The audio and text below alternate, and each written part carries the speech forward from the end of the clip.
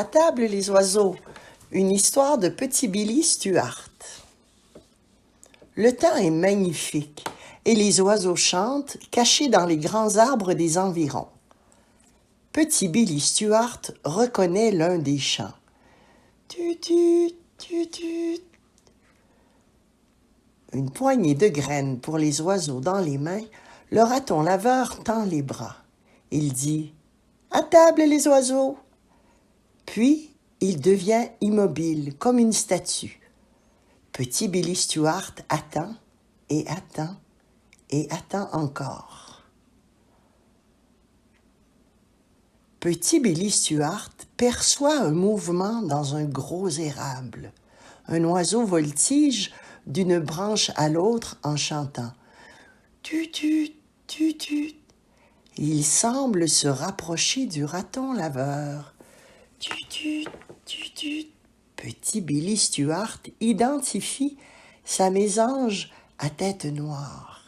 Il a lu dans le livre que cet oiseau-là peut manger des graines directement dans la main de quelqu'un. Le raton laveur est très excité. Petit Billy Stuart espère que le mésange va se poser sur le bout de ses doigts. Il lui murmure « À table, il n'y a que toi et moi. » Et « Wouf, wouf, wouf !» L'aboiement d'un chien fait sursauter le raton laveur qui en échappe les graines. La mésange s'enfuit en un battement d'ailes. « Ça parle aux millions d'écrevisses de la rivière Bulstrode !» s'exclame-t-il. C'est le chien Froufrou qui arrive. Il est accompagné de la renarde Foxy. L'oiseau, lui, s'est envolé pour se réfugier dans l'érable. « Que faisais-tu là, petit Billy Stuart ?» lui demande la renarde. Le raton laveur est agacé par leur présence. « Je tentais depuis plusieurs minutes d'amener cette mésange à manger dans mes mains. Mais ce sale cabot lui a fait peur. Il faut tout recommencer. » Foxy n'est pas contente. « Franchement, petit Billy Stuart, mon beau froufrou d'amour chéri désirait simplement te dire bonjour. » Deuxième essai pour petit Billy Stuart. Il s'installe à proximité de l'arbre. Il dit « À table les oiseaux !» Il attend, et attend, et attend encore. Une autre mésange se met à voltiger de branche en branche, tout en chantant « Tut-tut, tut-tut ». Elle se rapproche du raton laveur. L'oiseau vole au-dessus de ses mains lorsque subitement un cri éclate. « Salut, petit Billy Stuart !» C'est Yeti, la belette, qui vient rendre visite à son ami. « Yeti, tu as effrayé la mésange !» lui reproche petit Billy Stuart. La belette s'agite immédiatement en brandissant ses petits poings. « Une mésange? Qu'elle y vienne! Non, mais qu'elle y vienne, la mésange!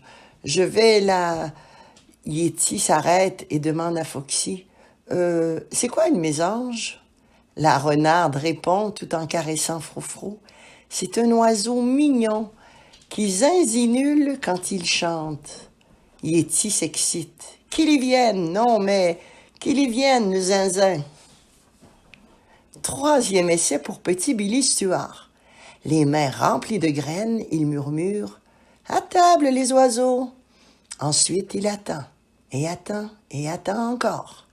Une mésange voltige près de lui. « Titu, titu !» C'est le moment, allez! Tout à coup, une libellule vire bruyamment autour de la tête de petit Billy Stuart. L'insecte se pose sur sa main, mais soudain, tchac! En un éclair, un truc rose et gluant attrape la libellule. Petit Billy Stuart pousse un cri. Le chien Froufrou jappe. La mésange s'éloigne. Et Galopin, le caméléon, avale l'insecte. Galopin est un autre ami de petit Billy Stuart, de Yeti et de Foxy, tous membres des Intrépides. Ils passaient dans le voisinage pour faire une visite surprise au raton laveur. Il a été incapable de résister lorsqu'il a aperçu la libellule dans la main du raton laveur. « Je suis désolé pour toi, petit Billy Stuart, mais pas pour moi, déclare Galopin. Elle était succulente, cette libellule. » Quatrième essai pour petit Billy Stuart. Les mains ouvertes, il chuchote. « À table, les oiseaux !» Il attend et attend encore. Cette fois-ci, une mésange se pose sur sa tête. Du coin de l'œil, le raton laveur aperçoit Musky, la moufette, qui s'amène dans la forêt. Par des gestes, Foxy lui demande de ne pas faire de bruit, tout en désignant petit Billy Stuart. D'un signe, Musky indique qu'elle a compris. De son sac, elle sort un appareil photo pour capter la scène. Clic, clic, fait l'appareil photo. Apeurée par le son pourtant discret, la mésange déguerpit. Frou frou aboie, le raton laveur est découragé et Yeti est énervé. Qu'il y vienne, non mais qu'il y vienne, le clic-clic. Les amis de petit Billy Stuart regardent les photos prises par Musky. S'il les trouve drôles, ce n'est pas le cas pour le raton laveur. Il s'en plaint aux autres. J'étais à un doigt de faire manger une mésange dans ma main. Musky ne s'excuse pas pour autant. Elle lui montre l'écran de son appareil photo. Avoue, petit Billy Stuart, que les photos sont belles et amusantes. Cinquième essai pour petit Billy Stuart. Déterminé, peu importe ce qui arrivera, cette fois il ne bouge pas. Le raton laveur dit à voix basse « À table les oiseaux ». Il attend et attend et attend encore. Une mésange n'est pas loin. Mais voilà que surgit plutôt un écureuil. L'animal se montre lui aussi intéressé par les graines que petit Billy Stuart a dans les mains.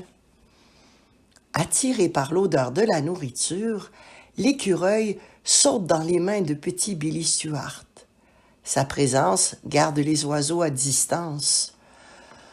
Le raton laveur en a assez. « Bouh !» fait-il. L'écureuil détale et va se cacher dans un arbre. Il est poursuivi par le chien Froufrou qui aboie et Yeti qui s'agite. « Qu'il vienne, non mais qu'il vienne, le bouh !» Il n'y aura pas de sixième essai pour petit Billy Stuart. Déçu, il s'en retourne dans sa maison où il trouvera consolation en dégustant sa friandise préférée, les écrevisses en chocolat. Le raton laveur tentera une autre fois, peut-être demain, de faire manger une mésange dans ses mains. Je ne pensais pas que ce serait tant difficile, dit-il dans un soupir.